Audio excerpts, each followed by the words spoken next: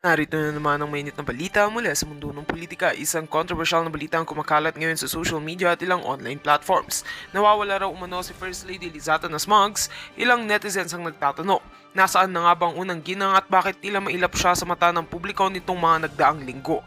Ayon sa mga ulat, matagal nang hindi nakikita sa mga opisyal na aktibidad si First Lady Lizata Nasmugs. May mga haka-haka na ito raw ay nasa ibang bansa. Di umano'y nagtatago upang makaiwas sa mainit na isyong politikal na kinakaharap ngayon ng administrasyon. Ngunit hanggang ngayon, walang kumpirmasyon mula sa Malacanang o sa Office of the First Lady. Dagdag pa sa espekulasyon, may mga kuhang larawan na umano'y nagpapakitang nasa isang pribadong lugar sa Europe si Ginang Marcos. Gayunpaman, hindi ito beripikado at mariing pinabulaanan ng ilang malalapit sa pamilya Marcos. Ayon sa kanila, pansamantalang tumatahimik lamang ang unang ginang upang bigyang prioridad ang personal na kapakanan ng pamilya. Hanggang sa ngayon, hinihintay pa rin ng opisyal na pahayag mula sa Malacanang upang linawin ang tunay na kalagayan ni First Lady Lizata Nasmugs. Patuloy namin tututukan ang istoryang ito at magbibigay ng update sa sandaling may kumpirmadong impormasyon. At yan nga ang mabalitang ating pagkakatutukan, at kung bago ka pa lamang sa aking channel ay huwag kakalimutang mag-like, share and subscribe para updated ka sa aming mga bagong balita dito sa Tatak Pinas.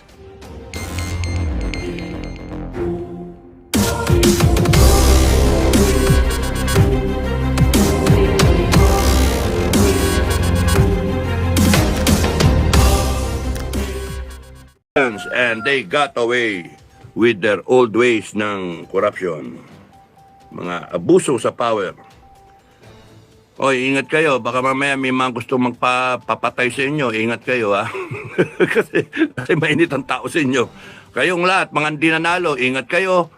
Beef up your security kasi baka mamaya may mga masamang intention sa inyo. Mamatay kayo bigla. Okay. Hindi ako. Love you, Ira. So, okay, magandang hapon again. Ang aking gustong i-topic, sana maikli lang tayo. Busy papatrabaho kami. We're trying to mainit talaga pare dito. Sobrang init dito. Nag-ano lang ako, nagganito lang ako para lang formal ng konti, no? Nakakamiseta ako lagi. Init, sobrang init. For a person from Baguio City who has an air conditioning unit na malaking kayang-kayang isupply ang lamig ng Baguio, dito wala. Grabe ang init dito. Walang aircon dito, hindi kaya. Tsaka yung araw dito siguro mas malapit dito. Grabe ang init talaga dito. Alas 6 pa lang, alas 7 pa lang, mainit na, maramdaman mo. Pagdating mo sa gabi, parang oven. Talo pa microwave yung, para kami na microwave sa loob ng kwarto. Kasi simentado man, wala ng init. Parang pugon. Walang magawa Pagka dito ka sa labas matutulog, tad-tad ka ng pantal. Hindi ka hindi na ako makarap sa inyo. Okay, so ang gusto kong sabihin, ang aking itatitle ay ang malungkot ba yun, sabi ko? Malungkot na kasaysayan at ano yun? Basta isipin ko yung title ko. Ang malungkot na kasaysayan at kinabukasan ng Pilipinas. Parang malungkot nga. Okay, so ang maraming mga leader tayo, maraming mga Pilipino na gustong baguhin natin. Now I was thinking, nung pagkagising kanina umaga, anong kulang? Anong kulang? Ninakawan tayo, inabuso tayo, binago yung sistema, binaboy lahat ng mga ahensya, lintik na yan. Ba't hanggang ngayon, ang mga tao walang pake? Walang pake. Sabi yung si Commander Bukay na lumabas kayo, magpunta kayo sa EDSA. Maraming nagsasabi, di lang si Bukay. Maraming nagsasabi, maglilitawan na yung maggilag, yung mga litid sa leg. Mag-rally na tayo, tapusin na natin to. Ang dami na nagsabi ng gano'n. Bakit hanggang ngayon ang tao? Bukod sa mainit, Pero biglang pumasok sa kaisipan ko, mga babayan, it can be traced back sa buong entire na history natin. Entire history. We have the Spaniards, we were colonized 333 years. Kung mula kay Magellan, 377 years. 377 years. Kung mula nung 1565 to 1898 when we had that gera-gera na sinimulan ni Bonifacio, that was 333 years hanggang 1898. And doon nakita nyo 333 years. Mula kay Magellan, 377 years, 1521. That's a lot of time. Nagsalin lahi. Ang naisalin sa atin, ang napunta sa DNA natin, ay ang kultura ng survival, tumango, gumanyan ka lang, yumuko ka lang, to survive. Maging Indio ka, tapos tinanggap ng ating mga ninuno na sila'y second-class citizens.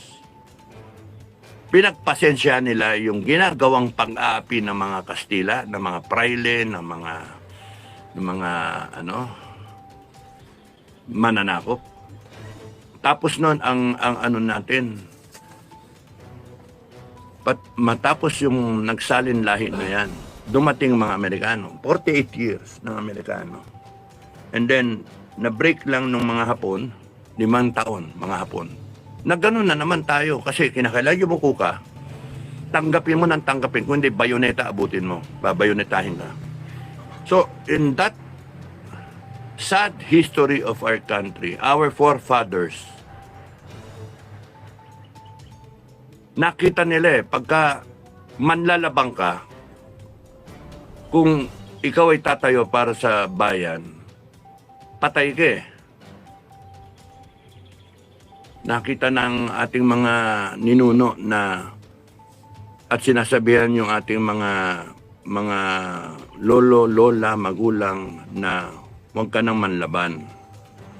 Tumahimik ka na lang. Kasi pagka nag-fast forward ka, titignan ninyo yung nag-people power tayo, pero yung intensyon ng people power noon was gumalaw ang military, gumalaw sila unasan, pero kaya sila gumalaw noon, merong something na hindi nyo alam, no? Na si JPE ay nagtampo at sila'y nagplano na tanggalin ang Marcos Sr.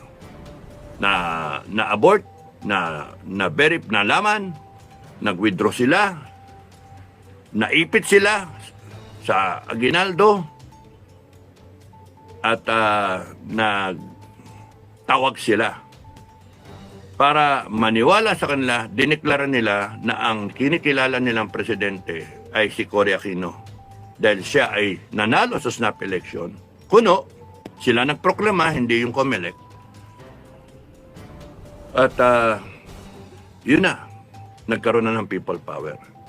Yung pangalawa, EDSA 2, again, pinagplanuhan ang ERAP, inimpeach siya, tapos noon, wala binrus ko eh. Nag-walk out yung mga senator during the impeachment trial kasi hindi sila sang-ayon, bla bla bla.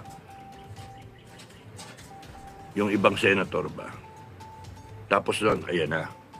Nag-people power na naman. Nag-withdrawal of support yung AFP and PNP.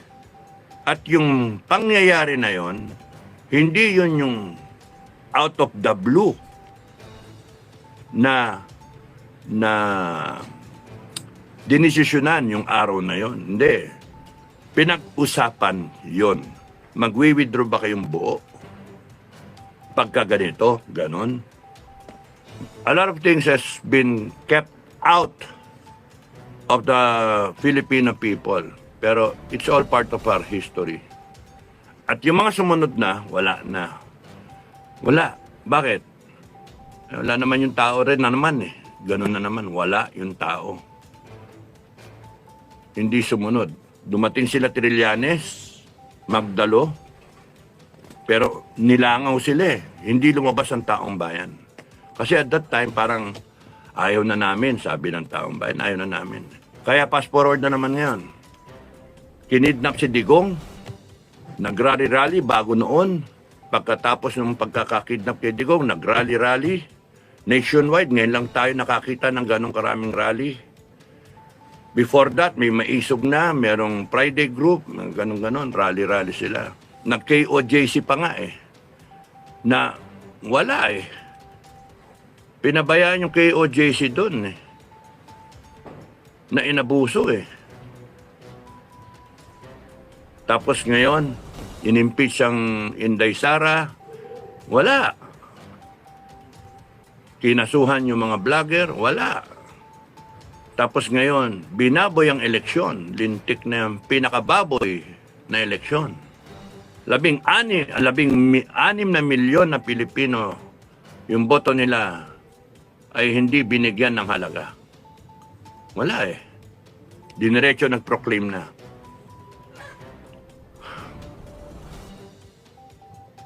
Malungkot yung karanasan ng Pilipinas at makikita ninyo mas malungkot pa ang magiging kinabukasan ng Pilipinas. Kasi nasanay na tayo, nasanay na ang Pilipinas na gaguhin siya. Ng Kastila, ng Amerikano, ng Hapon, ng sariling kapwa Pilipino. Sanay na tayo. Kaya malungkot, sabi ko eh. Why? Ginago na tayo, binaboy na tayo, panay drug addict na nakapaligid. Ninakawan na tayo lahat, bilyon, trilyon ang pinag-uusapan. Binaboy lahat ng ahensya. Bumalik yung laglag-bala na yan. Nag-mutate pa. Parang virus na meron pang punit passport. Tapos, ninanakawan tayo. Yung Resolution 10, inotor ni Ping Lacson, 2011, na-approve ng 2012. Ping Lacson, author. Sorry sir, no sorry, pero totoo naman, you're the author. 2025. Ilang taon? O, 2012. 2025. Oh, 13 years of Resolution 10. Ilang billion yun na pinipirmahan lang, walang resibo, and here you are, binoto siya ng taong bayan. Or dinaya ang taong bayan. Ayaw siya pero lumabas siya. Kaya napakulungkot ng ng ating Pilipinas eh. And I do hope na tapusin to ng taong bayan. Nung panahon ng Kastila, tumayo ang Andres Bonifacio. Pero pinatay si Andres Bonifacio ni Aguinaldo.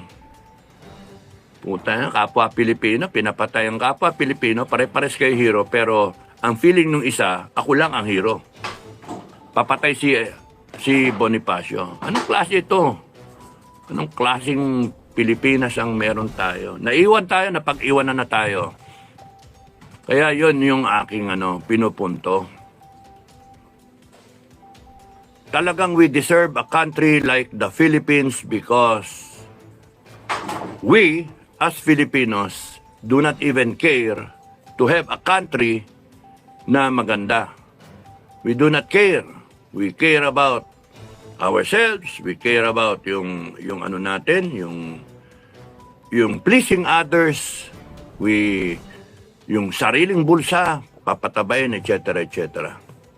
Magnakaw, lokoy ming kapwa mo, Pilipino against Filipino. Unless somebody will rise up, and I hope it is you, Manang Inday, you rise up. Lead the people. You rise up and lead the people. Hindi kami magbigay ng hudyat, ikaw magbigay ng hudyat.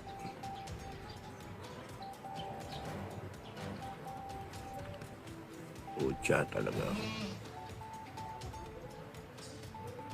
Kung pwede lang nga eh. Kung pwede lang eh. Ayaw namin sapawang ke. Ayaw ka naming sapawan, Madam President. Ayaw ka namin sapawan. It is your calling to be the 18th president. So, be it. Lead the people. Sa iyo eh. Kasi alam niyo, sa totoo lang, nakaka-frustrate kasi pagkatapos nito, kunyari, palagay natin, fast forward, ng ilang araw, maging presidente si Inday Sara. O ano na, hanggang hindi tayo nagre-reboot ng ating DNA, ng ating ugali, yung kultura natin, a culture of submissiveness, a culture of trying to get even or trying to win over our countrymen, trying to be better off than the rest of the Filipino people, hindi tayo magbabago.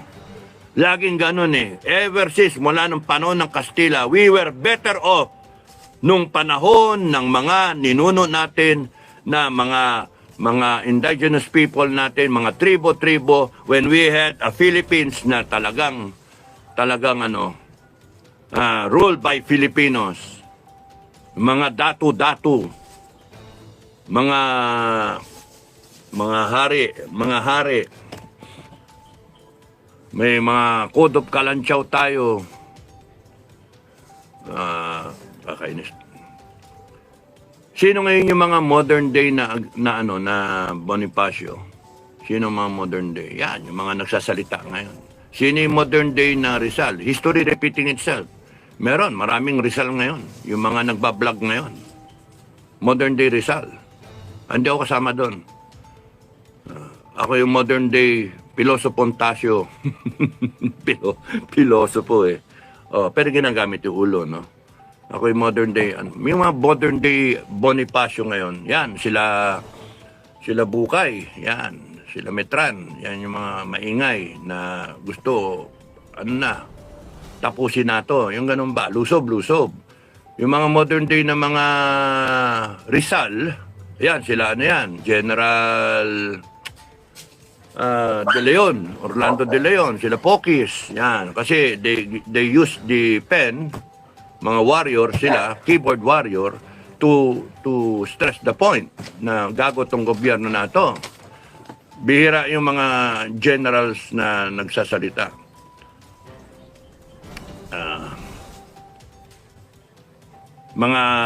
Sino yung modern day na si Aguinaldo? Marami. Modern day Aguinaldo. Mga politiko yan na kunwaring makikigera, pero in the end, may posisyon, presidente ng Pilipinas. Papapatay pa yung mga nakasama sa revolusyon. Pinapatay si Luna, General Luna. No? Hindi naman ako yung General Luna. Hindi ako pwedeng papatay. No. You see, it's history repeating over and over and over again. History in panahon ng Kastila, panahon ng Amerikano, panahon ng Hapon. Yung mga makapili, modern day makapili, ay yung mga vlogger din na mga bayaran. Yung mga Guardia Civil, yan, sila Torre. No? At yung mga praile na nire-rape yung mga kababaihan natin, nire-rape yung bansa natin, yan yung mga politiko ngayon. It's sad eh. Kasi we have developed that trait of being resilient. That's why our OFWs excel abroad. Nag-excel ang mga OFW natin na kahit anong hirap, bilib na bilib yung mga ibang lahi kasi mapasensya at tigasin yung sa hirap ang mga Pilipino. Kaya gusto nila ang Pilipino eh. Nag-i-English pa. na kahit Carabao English, okay lang. Carry na, carry na. No can do, sir. No can do. I loving you, ma'am. Oh, kaya, okay lang. Ang lakas to make lives English, pero naintindihan sila. Bilib na bilib yung mga foreigner sa mga Pilipino kasi ano tayo, iba tayo. Sa trabaho, walang antrasan. Trabaho lang. Walang hinihiling na sobrang kapalit. Hindi kagaya ng ibang lahi.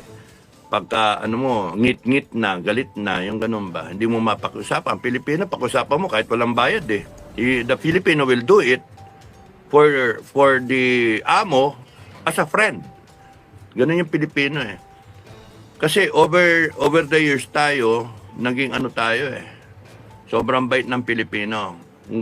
Tango lang, resilient, para lang iwas gulo. Sige na nga, iwas lagi. Kaya ganyan, hanggang ngayon carry over natin. Kaya nga tanungin ninyo, bakit hanggang ngayon? Binaboy na tayo eh. Ba't ganyan, namamayagpag yung mga tarantado? Kasi nga, tignan nyo yung history natin. 333 years. Bakit na mayagpag ang Kastila ng 333 years? Diyos ko. 333 years. Because our forefathers decided to live with them, to adapt with them, and to accept the fact that it is our fate na talagang hanggang ganyan na lang tayo. It is our fate na lokohin tayo, na baboyin tayo. And until such time that every Filipino will develop that love for country, love for family, and love for the future generations, we will continue to be so. And it's a cycle. Ikot na ikot yan. Magpalit man tayo ng presidente, magpalit man tayo ng mga politiko, ang tuwa-tuwa ninyo, nanalo yung mga kandidato ninyo, pero galit tayo, nanalo yung mga kandidato nila sa itaas. Oh, binigyan ka ng little victory, binigyan tayo ng konting icing on the cake na nanalo ang Duterte sa Davao, nanalo yung iba, natalo si Trillanes, natalo si Gwen Garcia, nanalo si Isko. So, yeah. Pagdating sa Senado, putya na. Nasingitan ng 7 ang Duterte. And here you are, nung nanalo na yung mga, akala ko ba Team Duterte? Akala ko ba, nasaan kayo? Bato, Bongo, Marcoleta. Akala ko ba Duterte is a team? Ba't hindi kayo tumayo? Wala nanalo. Thank you. Maraming salamat mga kababayan. Pucha talaga. Kasi kanya-kanya nga kayo eh. Yun yung problema eh. Na kunwari nga eh. Sumakay lang kayo na naman dun sa Duterte brand eh. Well, ngayon nasa Gloria na kayo. Do you think yung na yan, yung Resolution 10, tatanggalin ninyo? Hindi nyo matatanggal yung Resolution 10 na yan. Eh, tatatlo lang kayo eh. Kung tatanggalin nyo. Again, another 3 years will pass us by. And another 3 years, and another 3 years, and another 333 years. And the country will not change. And that is the sad, hard evidence, a fact, that we are fucked up. Tumigil yung kumakanta, nadinig ako, galit daw ako. Nagiinuman, nadidinig siguro ako. Maingay. So, ang sakit eh. Come to think of it, why? Nagsawa na yung tao sa EDSA, nagsawa na ay na lumabas. Isang rason, sinasabi nila. O, yung tao, hirap sa buhay.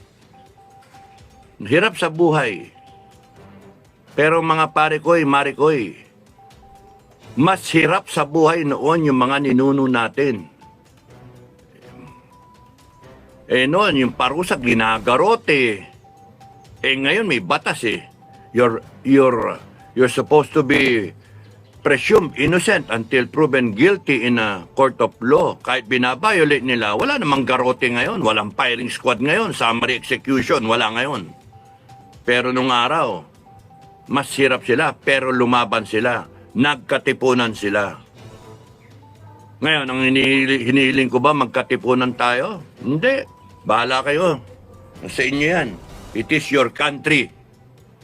It is your country, it is your family, it is your future generations who will be the heir of this country.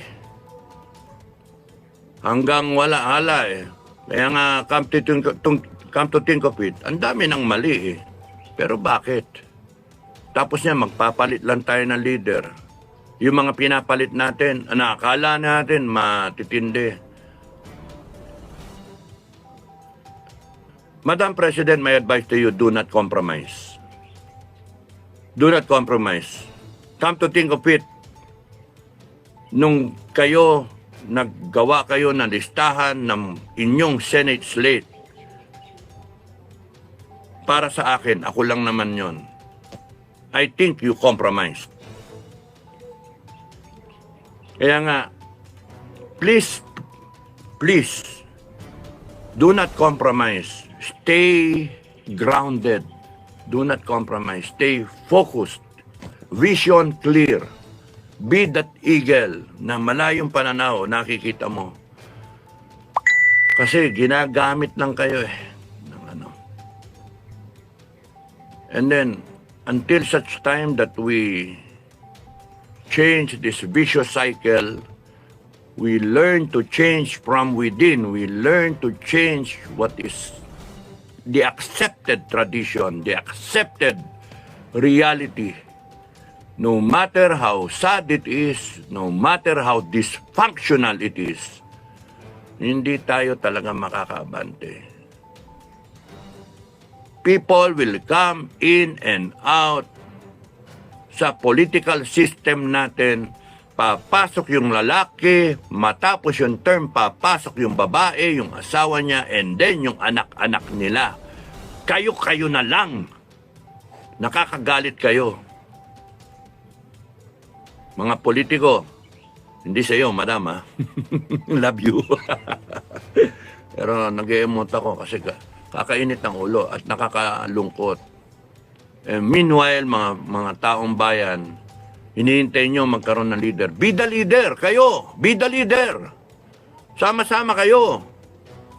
Hindi yung aasa kayo ng Bonifacio, aasa kayo ng Aguinaldo na may masamang intensyon din, may nahabol na posisyon, aasa kayo ng Juan Luna, papatayin din, aasa kayo ng Rizal, bibitayin din. Ay, sus Ginoo. Nawala nga yung Tuadcom, tuwan-tuwa kayo, pero they get away with it.